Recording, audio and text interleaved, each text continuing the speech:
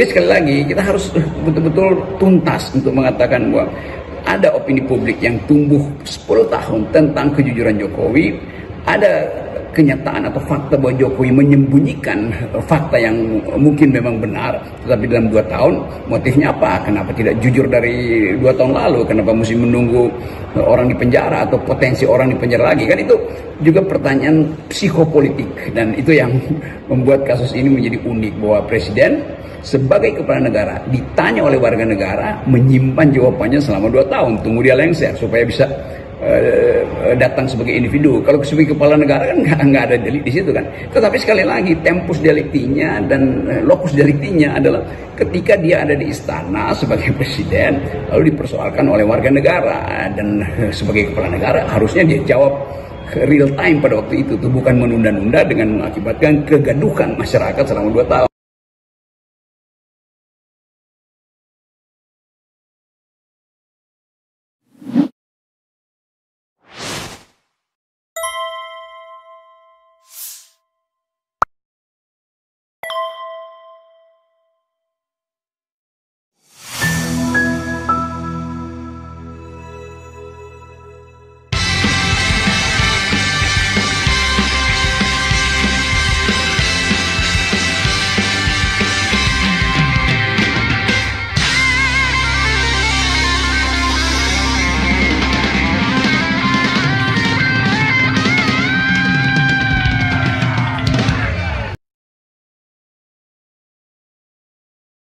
Di sini saya juga mengembangkan software untuk pengecekan font itu dengan menggunakan machine learning dan OCR, tentunya yang datanya bisa dipertanggungjawabkan secara ilmiah menggunakan 240.000 data untuk di training dan untuk membuktikan bahwa ini adalah memang Times New Roman. Kalian bisa lihat di sini berbagai macam font yang sudah saya kumpulkan lewat website Kaggle.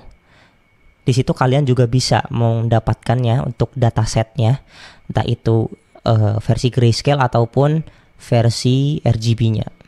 Di situ kita bisa mentraining sebuah model, lalu kita bisa membuat prediksi ketika kita mengupload sebuah font ke dalam program kita dan langsung membaca dengan cepat font apakah ini, seperti itu.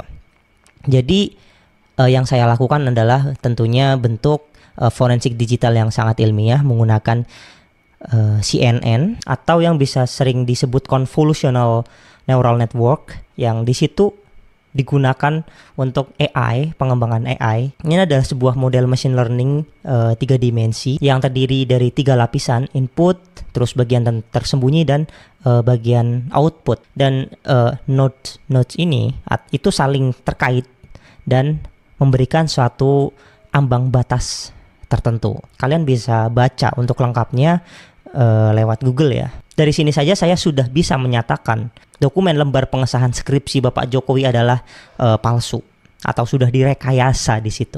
Bahkan tingkat akurasinya itu 99%. Bagi lo yang meragukan omongan gue ini, silahkan didebat secara ilmiah. Silahkan kalian membuat suatu penelitian ilmiah yang menyatakan bahwa font itu adalah font ketik dan font itu adalah asli dari tahun 1985 menggunakan mesin ketik. Assalamualaikum warahmatullahi wabarakatuh. Sobat RH sekalian, jumpa lagi kita di channel yang keren ini. Keren cadas. Ya sobat RH sekalian, sebelum saya membahas masalah ini, saya harus disclaimer dulu. Jadi video ini saya dapatkan dari seorang kader senior PDIP yang sering sekali yang kritis sekali, yaitu Bitor Suryadi. Dia kirimkan video ini ke saya dan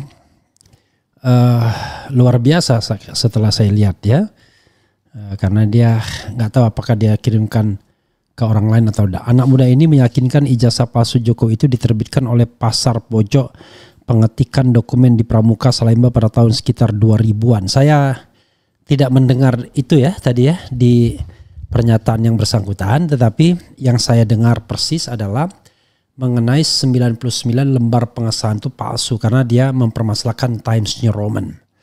Nah itu disclaimer 1. Disclaimer 2, saya memang harus hati-hati dengan video-video seperti ini ya, karena itu saya tidak mengatakan pasti benar atau pasti salah, tapi coba kita simak saja informasinya karena sekarang kan AI canggih-canggih ya.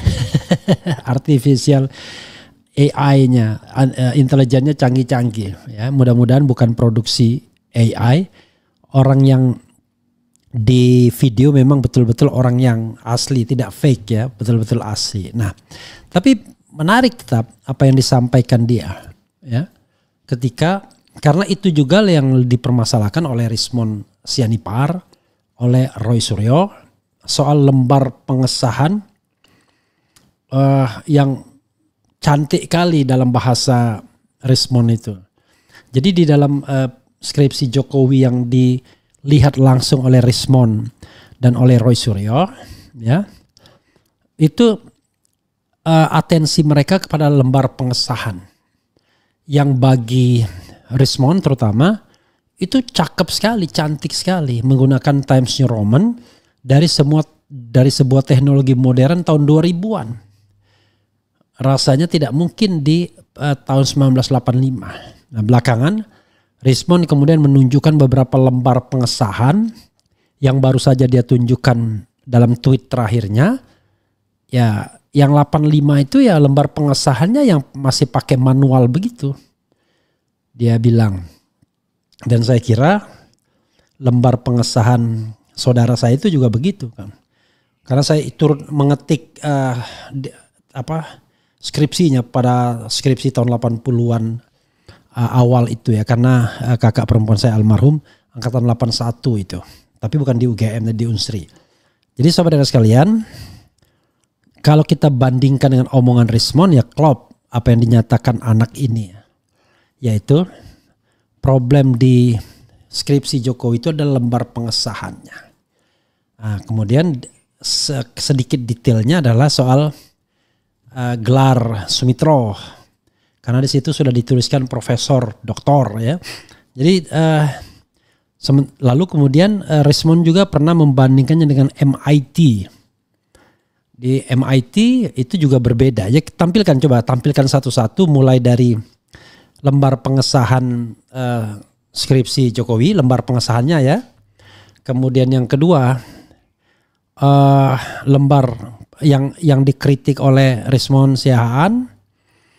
Kemudian yang dibandingkan dengan mahasiswa MIT. Nah, kalau kita lihat misalnya dengan mahasiswa MIT misalnya tertanggal 31 Oktober 1985 memang terlalu canggih. Apa yang disajikan oleh Jokowi ini tahun 85 bagi Rismond ini sudah menggunakan Times New Roman 85. Sementara mahasiswa IT sendiri baru menggunakan mesin elektrik. Luar biasa, melampaui zamannya ya. Lalu kalau bagi yang lain ya tanda tangan pembimbing ini agak berbeda dengan tanda tangan yang ada di Aida Granbury yang tidak lain adalah putri dari Pak Ahmad Sumitro ini. Dan Ahmad Sumitro baru jadi profesor tahun 86. Jadi ini tahun 85. Di dalam prakata ucapan terima kasih itu tidak disebutkan profesor, doktor saja. Apakah antara yang membuat prakata dengan yang mencetak ini agak orang yang berbeda?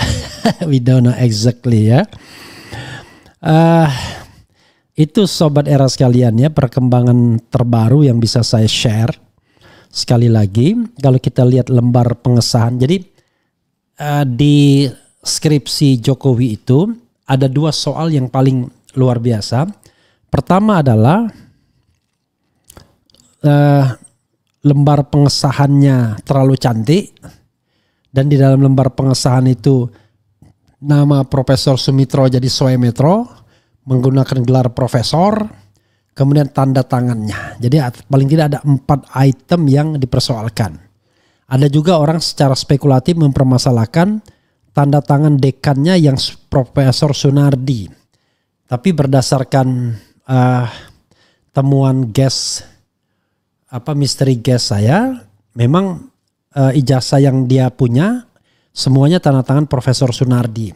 1115, 1117, 1120 dan 1123.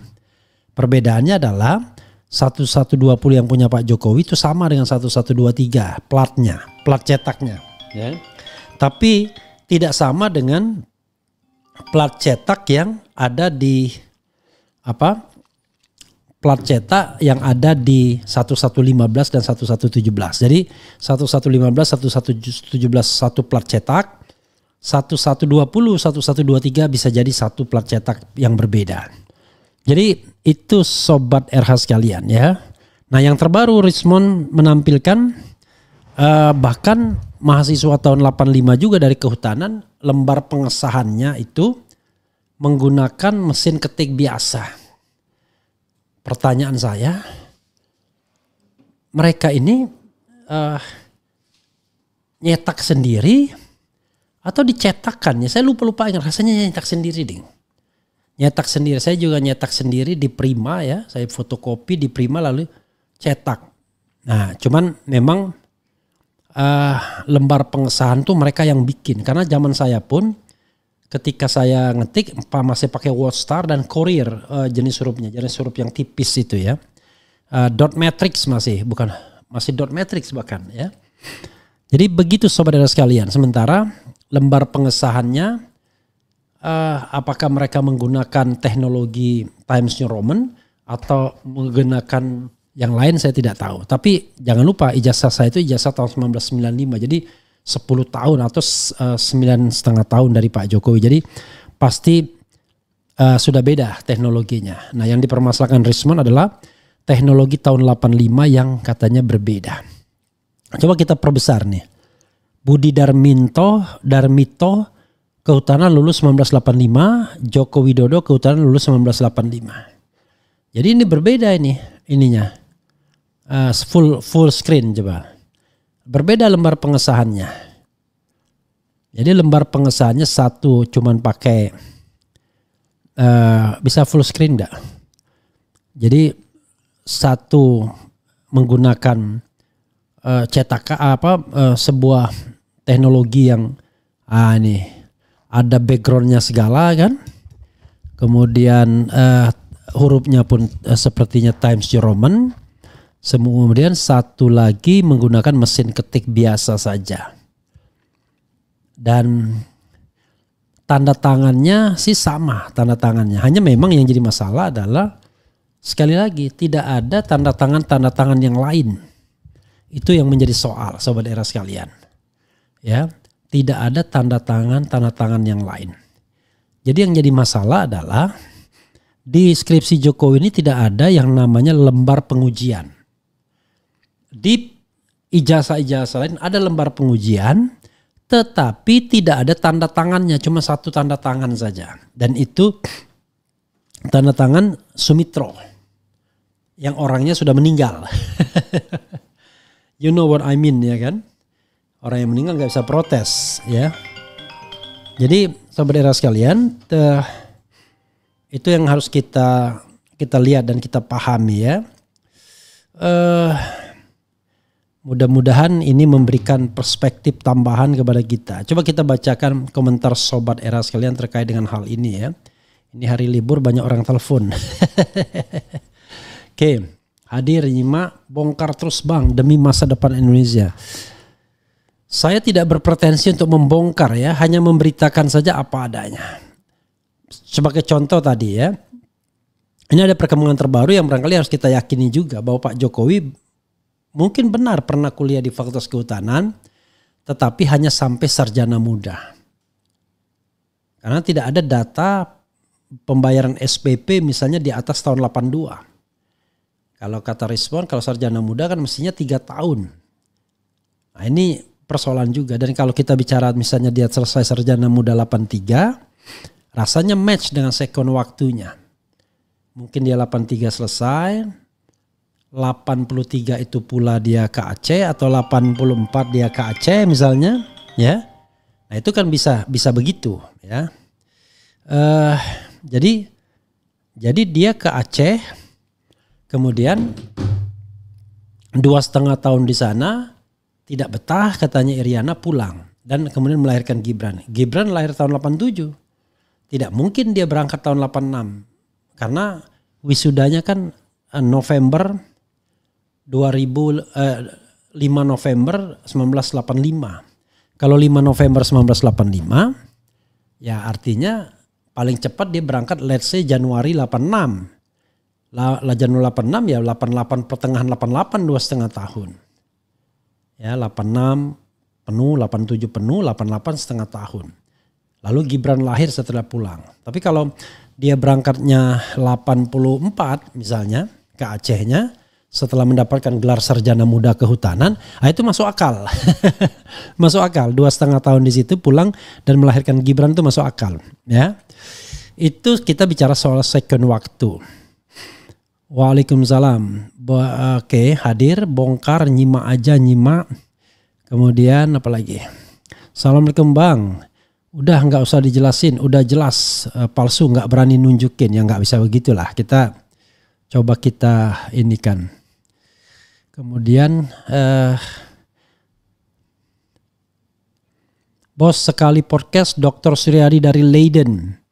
Ya kalau ada nomornya saya dengan senang hati kan, ada nomornya apa enggak. Kan orang bilang podcast kan tergantung apakah saya punya nomornya atau tidak ya.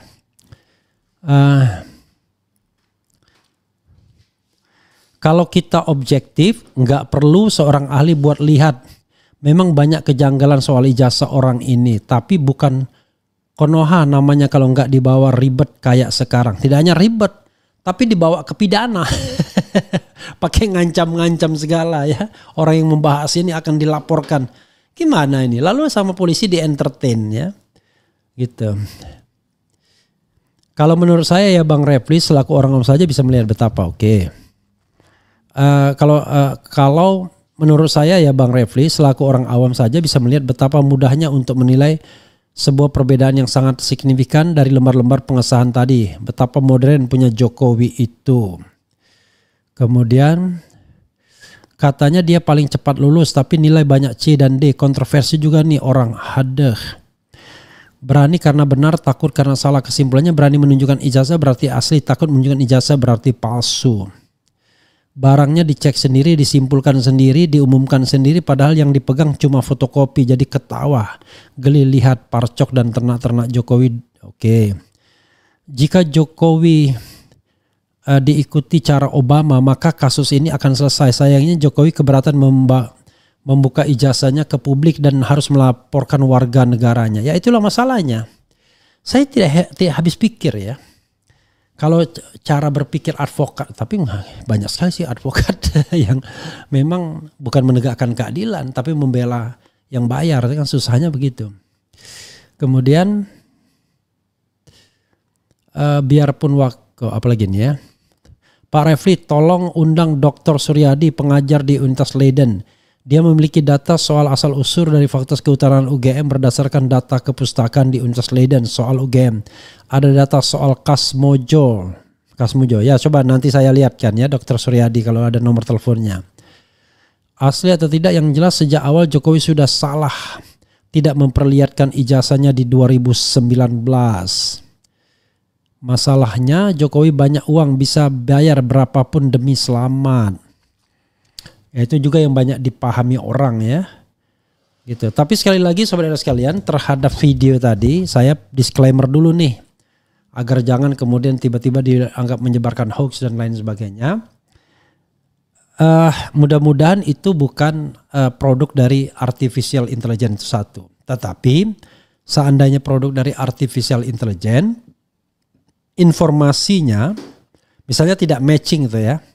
Antara orang yang ada di gambar dengan informasi yang disampaikan, maka kita harus rely on informasinya. Orangnya nggak penting, informasinya saja. Nah informasinya itu sejalan dengan apa yang dikatakan Rismond mengenai lembar pengesahan yang terlalu cantik Times New Roman itu. Begitu ya saudara sekalian, era sekarang ini kan era adu mengadu, era saling memenjarakan, era kalau kalah debat ngadu ke polisi dan lain sebagainya. Lalu bangga seorang advokat yang disumpah untuk membela kebenaran dan keadilan kok kerjanya mengadukan orang untuk dipenjarakan. Ini saya kira bukan itu kerja advokat ya. Kerja advokat itu adalah membela kebenaran dan keadilan. Nah, bagaimana dengan cara? Ya menggunakan ilmunya. Makanya saya tidak setuju vice versa kedua belah pihak. Main penjara-penjaraan. Makanya saya usulkan agar yang diselesaikan itu adalah gugatan perbuatan melawan hukum yang diajukan Dr. Taufik di Pengadilan Negeri Surakarta atau Solo. Itu yang diselesaikan dulu karena itu lebih bermartabat. Tidak ada yang duduk di kursi terdakwa, tidak ada yang dihinakan, tetapi betul-betul adu data tentang selembar kertas yang namanya ijazah. Saya nonton ILC closing statement dari Mbah Tejo Sujiwo Tejo, sebut-sebut nama saya pula dia. Katanya nggak penting ijazah. Memang bagi saya juga nggak penting. Saya tidak pernah mencantumkan gelar untuk urusan-urusan, banyak urusan. Ya kalau gelar dicantumkan paling kalau urusannya dengan kampus, dengan mengajar, dengan orasi ilmiah. Tapi mau bikin macam-macam yang lain, jarang sekali saya menyertakan gelar. Ya, karena itu saya bukan orang yang gila gelar, bagi saya biasa saja itu. Tetapi intinya bukan gelarnya. Intinya adalah kejujurannya. Nah itu yang mahal. Jadi jujur itu mahal. Apalagi kata Plato, orang yang menolak kebenaran itu biasanya adalah orang yang diuntungkan karena kebohongan yang ada. Kan begitu. Karena dia diuntungkan maka dia menolak kebenaran. Tetapi kalau dia tidak diuntungkan, barangkali kebenaran dia akan terima dengan sukacita dan sukarela. Nah, orang-orang yang menolak kebenaran, rata-rata motivasinya karena uang dan jabatan. Itu saja. Kalau dia tidak punya motivasi uang dan jabatan, mungkin dia bisa melihat betapa janggal dan anehnya soal ijazah ini. Ya sederhana sekali. Ijazah kok dibikin ribet. Kan untuk memadamkan api kan tinggal tunjukkan saja. Itu yang tidak pernah dilakukan sejak 3 tahun yang lalu. Tunjukkan nih press conference. Nggak usah mengundang wartawan. Ngomong monolog seperti ini aja bisa. Tetapi tidak pernah dan tidak mau dilakukan. That's the problem. Ya, itu masalahnya Sobat Era sekalian. Oke. Kita bacakan sedikit lagi.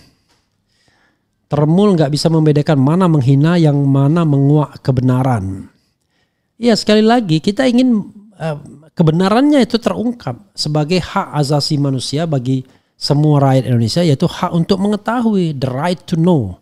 Sesuai dengan pasal 28F Undang-Undang Dasar 1945. Hak untuk mengetahui informasi, memperoleh informasi. Jadi dan ketika Anda sudah di wilayah publik, maka berlaku yang namanya public spare. Bukan lagi private spare. Tapi dia kan warga negara biasa. No, dia belum menjadi warga negara biasa dalam pengertian sebagai pejabat publiknya. Dan seorang mantan presiden itu nggak bisa dibilang warga negara biasa. Karena dia masih dapat pengawalan. Dia menjadi warga negara biasa dalam pengertian bahwa in general, tetapi tetap dia mendapatkan perlakuan privilege seperti misalnya pengawalan pas pampres, kan masih ada itu pengawalan presiden, masih dapat ajudan dan lain sebagainya. Ada fasilitas negara yang melekat kepadanya dan lain sebagainya. Jadi tidak bisa dia dikatakan warga negara biasa as it is, ya, sebagaimana kita warga negara biasa. Ya. Kalau saya misalnya dibilang warga negara biasa, benar warga negara biasa. Nggak dapat gaji dari negara, kemudian tidak dapat fasilitas langsung dari negara, tidak ada jabatan negara. Nah itu betul-betul warga negara biasa. Tapi Jokowi tidak bisa kita anggap sebagai warga negara biasa as it is, ya, as it is. Tetapi dalam hal perlakuan hukum, ya berlaku equality before the law. Di Indonesia ini presiden saja yang perlakuan hukumnya berbeda dengan wakil presiden. Selebihnya kurang lebih sama, saya mengatakan tidak sama persis, tidak identik lah. seorang presiden dalam masa jabatan dan wakil presiden tidak bisa dia dipidanakan dengan prosedur biasa. Karena kalau dia dipidanakan dengan prosedur biasa akan mengganggu pekerjaannya. Jadi dia hanya bisa di-impeach. Kalau dia misalnya terlibat korupsi, tindak pidana berat lainnya, maka seorang presiden itu akan di-impeach, akan dilakukan namanya investigasi di DPR, kemudian akan ada hak menyatakan pendapat, kemudian ada sidang di Mahkamah Konstitusi, dan kemudian ada sidang MPR untuk memberhentikan presiden dan atau wakil presiden. Itu impeachment. Ya, kalau tindak pidana yang lainnya, ya itu tidak, itu cerita tentang perbuatan perbuatan tercelah yang juga subject to impeachment.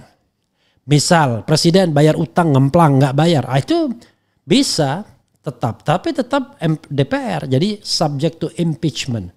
Karena itu dia berlaku privilege selama menjadi presiden. Tapi setelah tidak lagi ya dia diperlakukan sama dalam hal equality before the law. Tetapi tetap dia bukan warga negara biasa. Dia warga negara yang berbeda dengan kita tetap. Sehingga yang namanya private spare-nya itu lebih sedikit dibandingkan kita.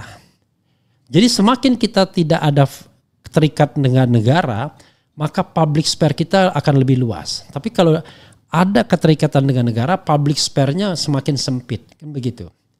Private spare-nya. Sebaliknya, public spare-nya yang kemudian lebih banyak. Apa-apa harus dia kemukakan ke publik sebagai wujud dari akuntabilitas dan prinsip tata kelola pemerintahan yang baik. Begitu Sobat Era sekalian, mudah-mudahan ini bermanfaat ya temuan ini. Sekali lagi, terlepas ini produk AI atau bukan, artificial intelligence atau tidak, tetapi pesan yang disampaikan kurang lebih sama, sejajar, sebangun, segaris, senapas dengan yang pernah disampaikan Rismon Sianipar. Itu saja saudara sekalian. Wassalamualaikum warahmatullahi wabarakatuh. Keren, cadas, cia.